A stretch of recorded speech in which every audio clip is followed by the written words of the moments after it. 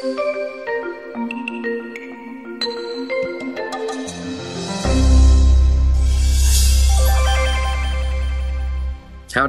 I feel like we're live. Welcome. There's people there. One and all.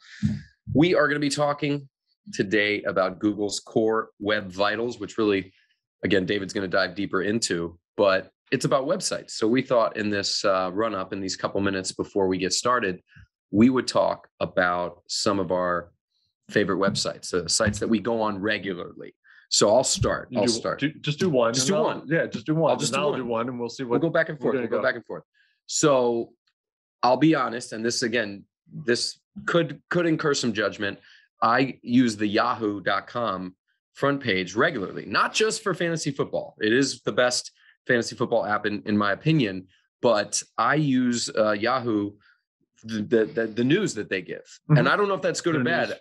I think that because it knows me, I get a lot of sports, I get a lot of finance, I don't get politics anymore, which is great. I'm not interested. Probably better that they don't even touch on that. Yahoo.com, I don't go into any of what it can do because I think, again, if you have a Yahoo email address, it's not good. Probably doesn't do much more than what you're doing. But the news feed, it gives me cool stuff. I get Forbes from that. I get Market Watch. I get sports. Yeah. So I could easily piggyback off that. I used to use the Yahoo news feed. Mm-hmm. Got way too political. It does. So I've enjoyed Google has, whether or not it's their Discover, or they have they also have a news feed that you could just go to like news.google.com, and you could also tag things like topics that you like, and you can vote down like I don't want stuff from. In Google you can do that? Well, within the Google News you can. So good stuff. It's all based on your. If you want to curate it. If not, they'll give you just the top stories, and it's some of those could be for you, or some of them could be, I'm guessing it's what everybody else in the world sees. So, but you could choose to see stuff or not see stuff. I used to use the Yahoo one, or like, I felt like it was like, they changed the look of it, and I just did not like that. I'll be honest, part of why the Google one, I guess, didn't draw me, and I use Google for all search, obviously. I feel like we all do that. But I stayed away from their news, partly just a very selfish thing. My parents use that and use it incorrectly, commonly. So in a few minutes, we're going to go right into Core Web Vitals. But right now, we're just talking about favorite sites of ours. Mm-hmm. So I'll go with my number two. My number two. No order. Yeah, right. It isn't in order of that. And I'm not going to, I buy stuff on Amazon. I'm not even going to count that. I'm going to skip to ESPN.com. I actually do go on. Yeah. I directly type in ESPN.com. Because part of it is, I like sports, but B, I like to see how they reorder the sports based on what's hot or what's not, and how hockey gets knocked down. Trend is. Yeah, I think that's very interesting because it's, I guess, related to whatever's going on in pop culture. And do you have another site before we get in? In 2 minutes, we're going to go right into Core Web Vitals. Yeah. You know what? I'm going to go with like a website that, because we won't mention Amazon, but I go to Fake Spot all the time because I'm always using Amazon. I'll be honest with you. And I take the URLs from it. I know there's a plugin that you could also put into like your browser, but I use it. I take the thing and double check to see, are those fake reviews or not? This is a good one. I go there a lot. You gave me that gift, fakespot.com, to check, and you just take the URL from Amazon. You literally just go, you're searching something. Yeah, they do Best Buy now. They do Walmart. I think they do eBay and stuff. You could see if like the seller is legit. And it gives you like a letter rating, like an A, B, C, D. So you could know that you taught me that this is a go, where I was looking for a mouse, honestly, and it had like a D. I'm like, and I think you said very bluntly, like, that mouse is going to break. Yeah. That's going to break. I bought a chair and it was like, ooh, it gave a mediocre score, but it looked good. And I was like, it can't be. No, I got it 2 days later. It was already peeling. I was like, yep. That's terrible. They knew it. They knew it. So we use websites, as you would imagine. We do that, as do you. And in just a minute, we're going to go into Core Web Vitals, what you need to know, what you should know, and why you might not have to be afraid of it. So I'll dive right in here. Yeah, I was going to mention, if you guys have any questions, please put them in the chat. You can put them in the Q&A. We'll pull them up at the end here. So, but definitely add in some thoughts and anything that you guys might have, or whether it's about Web Core Vitals or if you want to know what the weather is outside, we're happy to provide information. So. Absolutely. So many of you know us. Hi, I'm Craig. David. We are Clarity Creative with 10 other amazing individuals. You can see all their cool Bitmojis on our website, iwantclarity.com, and you can kind of hit the About Us and see there's a team of 12 of us. But we started these webinars a couple months ago, and we're going to keep it going, if for no other reason than to just help dispel myths and educate on things that, again, you don't have time to maybe look into, right? You're busy as a business owner. You're doing a lot of things, but what we need to do, what we think, is pull that curtain back. And you probably heard me say that, and share as much information as humanly possible. So in this one, we talked TikTok, and we talked, what was that first one? SEO, overrated SEO myths. So this episode, if you will, these next 12 to 15 minutes are just going to be about Google's core web vitals. And again, I'm going to let David kind of go into even what that means, but Google is this massive company that came and isn't just a search engine anymore. It has all these products, all these things. But when they put out something, when they put out an algorithm update or a thought on something, it reverberates through the entire internet. So we wanted to, before you start getting a lot of spam emails through your contact form of how someone's going to help you with Core Web Vitals, we wanted to give you some context. So right out of the gate, David, what the heck is Core Web Vitals? All right. So, we love to use some sort of like real life scenario. So I thought I'll tell you what Web Core Vitals is, and then I'll try to compare it to like a real life experience, so you can kind of understand how they're doing things. So what Web Core Vitals is about how fast your website loads. And the idea is that if you have a faster website, you're going to have people are going to have a better experience. Like, that's the easy thing. Google's like, how do I get people to make faster websites? That was like their main goal. And it was something that people, I guess, focus groups said that they wanted to improve. So Google, being Google, created Web Core Vitals. Could have probably called it something else to be a little more clear for like a small business, but that's what they are. So it's really made up of three parts. So there's something called LCP, which is Largest Content Paintful. So that's interactivity, loading.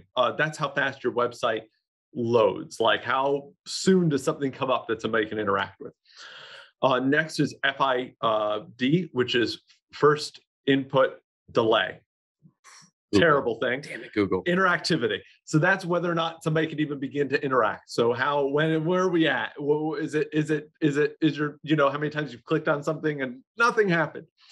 And then Cumulative Layout Shift is CLS. So that is when you were waiting for it, did all of a sudden everything just start moving around on you? Did it stop moving? You're good to go. Here's my real life scenario. You're going through the drive-through because you want a sandwich. That sandwich is going to be yummy, but you got to go through the drive-through first to order it. So you go there, you show up, and you wait for somebody at the drive-through to answer. That's your first, right? Your largest content paintful. You're loading, right? You're waiting. Then hello. And then you wait for them to respond, but they're delayed. That's your interactive, it's your, return. And then you have the shift. Let's say all of a sudden they're like, yeah, I need you to go to second screen now. So now you got to, mentally like, all right, you got to change what you're looking at or what you're doing. That's like what they don't want. That's a bad experience if that's how you went through the drive-through. So the idea is how do they clear that up? So they created this, and this is their way to measure. It's a measuring tool. So the crazy thing is he's literally giving all of you the real words that Google puts out there. And it is confusing. Largest content paintful, first input delay, cumulative layout shift. None of that is, we know what those words mean individually, but when they smash them together, it becomes this confusing thing. And really, I love the drive-through analogy. It's like you pull up, you'd like someone to respond relatively quickly. You even might think the place is closed if you don't hear a hi within a few seconds. I recently got to a Starbucks. They were closed, and it took me way too long because I'm like, there's a light on, something's happening. What's going on? The same is true in web, right? You get to a site, nothing shows up. That would be a problem, right? So that's, again, just trying to give that context. So David, why are these, again, very big concepts that are really, again, the drive-through analogy, I think nails it. Why are they important? Why is it important? Load time, interactivity, and visual stability. Why are those things important? So the main goal of this is user experience, is how people experience the web. It's not that you click on a link and expect it to load. People don't necessarily blame Google for that, but they know that the better that they can give an experience, the longer they'll probably stay on Google or enjoy their time there. Google's used something for publishers like Google News. There's something called like AMP, but they kind of want to go away from that. So this is like a way to also like they tried that out and regular people didn't really want to do it, but the publishers did. So they're trying to say, how do we have a better experience for people? And the whole core of Web Core Vitals is better, faster websites.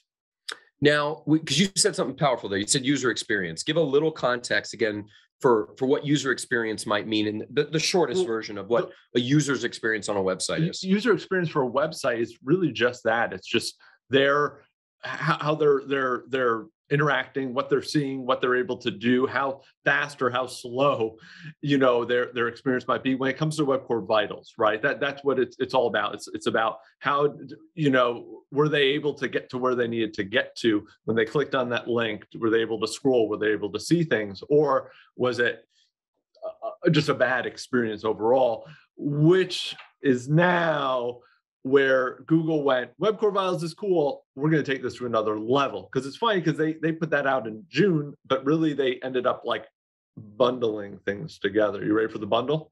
I'm ready for the bundle. You're ready for the bundle? Everyone's ready for the bundle. It's called Page Experience Insight. Awesome. Okay. So what that is, all it is that Google just decided that all the things that they want people to do, they started to combine it all together, right? And we've talked about a lot of these things before. Is your site secure? HTTPS. That's important. That's part of the insights. Is your site mobile friendly? That's a part of it. User experience, right? When you visit a website, it's a big, you pop up, show up, and you have to close that instantly. Nobody likes that. It works some of the times, but really it's a bad experience in Google's eyes. And then just, does your site have malware on it? Is it safe? And so Google, as well as the page speed, is in there. So what they've done is since June, they've been rolling out these things. Now, the HTTPS or the mobile experience has been something we've talked about for 5+ years now. So it's not new, but by putting it in a little, maybe like a report, or by telling people it's important again, just kind of puts it to a top of mind. But what's the main goal of all those things? It's user experience. User experience, super important to basically put yourself in a web viewer's shoes, right? They're going to be using your website and haven't seen it as much as you have. So that user experience of how they get around, how they navigate, how easy it is to click through things is so important. We're just a few minutes away. We only have 2 more points to make before we answer some questions. We already see a question or 2 that we have in there. If you have one, you can type one into the Q&A. I believe that's how it works, or the chat. You can kind of just type it in there if you have a question. We have a few more big picture things on Core Web Vitals. So give us, David, why everyone's talking about it in the SEO space, right? So the SEO space, for example, there's a lot of marketers out there. And again, many of you that have a website, you get solicitations through them. That's just part of it. As your website grows, people are going to try to get through to you. Why are people talking about Core Web Vitals? Well, and similar probably to the mobile or the HTTPS, it's something that you can easily see, right? It's one of those things that as a business, you're able to, somebody can run a report, whether or not it's helpful or not helpful. It gives you a number. Now, many people, again, you can get lost in this number. Don't get lost in the number. The number is very relative to a lot of things, and we'll get into that in a minute here. But the I think why it's being talked about is A, speed is important, and B, it was something that Google gave a little like how to. You could get this report, you could see all these numbers, which was great. And so now it allows for somebody to visit your website, grab a number, send it to you, and tell you, I don't think this looks good. It's the same as you can run an SEO report on somebody else, and you'll get somebody can give you a red when it's more of it's a tool giving an opinion. Very common practice too that a lot of companies will use, where they'll run a report, or they'll pull something from your site and then send you an inquiry about it, that like, hey, you're missing this, or hey, site didn't load. This is something that's a common thread through what we talk about, which is fear mongering in the marketing space. And I want to be clear that ask any questions, not just in this webinar, but if you have a question about your site, whether you're a client of ours or not, just ask us, send us an email, go to iwantclarity.com or respond on YouTube. We're going to post this on YouTube. If you just have a question, we will answer literally any question openly, honestly, whether you pass or not, because we do not like the fear mongering aspect of SEO marketing. It's like, you know, when you live in a neighborhood, you're going to get people knocking on your door telling you that you need to have greener lawns or they can cut your lawns. Your roof, right? Right, or your roof. They're not, you never get a plumber or electrician telling you that you have you know, we should look at your wiring or we should look at your panel. Isn't that it, right? It's the one thing that they can see, so they can hit you up, so they can talk to you about it. But the honest truth is, stop for a second. Don't get lost in that metric. That metric is important. I'm going to give you a quote from 5 days ago from a gentleman named Gary Isles. He is a Google search. He works for Google in their search. It's like the happiness liaison or something like that. But it's his job to pretty much bridge what the people are doing, what Google's doing to help your you know, search, and what small businesses are doing to, or businesses in general, to get on search. So it's his job to kind of clear things up. So I'll read you his quote word for word. All right. I don't know who needs to know this, but putting work in Core Web Vitals doesn't mean that the site can't lose rankings over time. I also washed my car hundreds of times and it still left me standing on the highway. Right. So what we love about that quote is that car analogy where you've got you're clean your car is sparkling, but something might be wrong under the hood. Right. Right. So what is something, I know we obviously see eye to eye on this, but what is something that small business owners can know that could be the difference for them? Where it's again, you get this report, there's red, there's green, there's yellow. What should they hold on to? What should small business owners know for their peace of mind? Well, there's two things about the Core Web Vitals that I would pay really close attention to. Number one, what we're talking about here is, are you in the 75th percentile of your I would say search results? So the example being, if you're say you're a photographer or a videographer, or you're a very visual brand website, chances are your site's going to load a little slower because you got probably a lot of photos and a lot of things, versus maybe like a restaurant that just has a menu, right? Maybe not less visuals. So if you're comparing yourself apples to apples, your goal is to show up just in the 75th percentile and above. That's now all. When you say 75th percentile, you mean against competitors in that space. So you don't want to compare your site to Google.com or Amazon.com if you're not an e-commerce or search engine. You want to compare your site to other sites in the space. Yeah, and then you have to realize that the way the Web Core Vitals is set up, it's just pretty much it's a tiebreaker, right? It's Google goes, I really like, let's say it's two e-commerce sites. They both have the same product. Which one should I rank above? If you have a non-unique product that you're selling, there might be an opportunity that you could technically, if you're on equals with them. But this is where it comes to everything that's behind, right? What having a fast site, but let's say you don't have a good headline, or you don't have any images on the page, or you don't have the proper text that you need to rank well. Like, bad experience on the website, it's not going to help you rank better to have a good Core Web Vital scores. You'd be green all day, but it doesn't really matter. And I think that that's where either going after that score can be seems easy, but can be a bad chase, or you're going to have a car that looks pretty, but you didn't change the oil. That's right. And it's going to break down the side of the highway. Yeah, it loads quick, but maybe it doesn't load on mobile, or maybe there's maybe somebody can't click the buttons because the buttons are too small, or it's too hard to find, or a link doesn't work. Right? Broken links are going to be more important to focus on than probably the site speed. Makes a lot of sense. Again, we're taking a big subject and boiling it down to just a few points. So we have a few questions that we're going to answer now. And if you have one, you can put it in the chat or in the Q&A. But I just want to do a little recap here. So we talked through Core Web Vitals. We talked about what it is. It's about your site loading. It's about how people interact with your site, and it's about the stability of the site. We did talk about how you really, again, you're not up against every site in the world. You're up against sites in your space, and you want to be in the top 75th percentile. That doesn't even mean to be, you don't even need to be the tippy top. Yeah. You just need to be relevant. Technically, Google says as long as you're yellow, you're in good shape. Exactly. And that's important because, again, a lot of those SEO reports are going to give you green, yellow, red, and you think yellow, I'm failing. There are different things, and we're going to get to that into one of the important questions. Why it's important, we talked about, which is the user experience. We talked about those experience signals, which are things like mobile friendly, safety, security. Gave you some insight into why SEOs are talking about it. And what does it mean for small businesses? David, I think hit it home that try not to get lost in what any one report says. Look at the whole body of work. And this speaks to one of the questions we got, which is what ranking factors matter, David? What does matter for a site to get ranked? So people were asking, what can they do? Is it site speed? They don't understand that. But right. What does help a site rank? I mean, honestly, holistically, the word for word is the words on the page is the most important thing.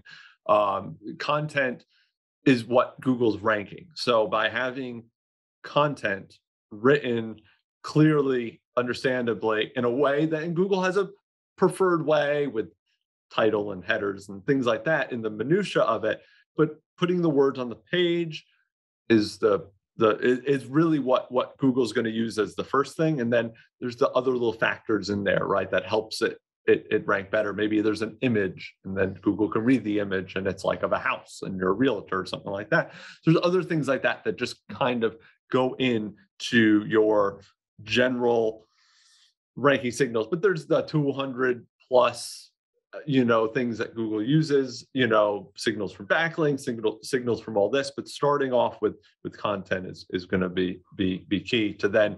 Makes sense to me. Content is king. We hear that a lot. Yeah. Another question came in. Is there any resource people could go to check their site speed? Is that available? There's it's like web.dev. It's through and you can run a report. Now, here's what's interesting too.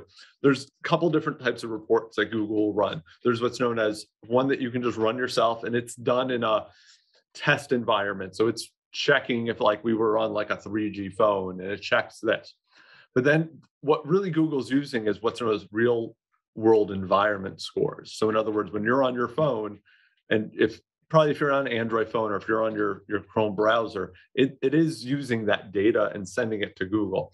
And it's using that to determine a lot of times how fast your website loads.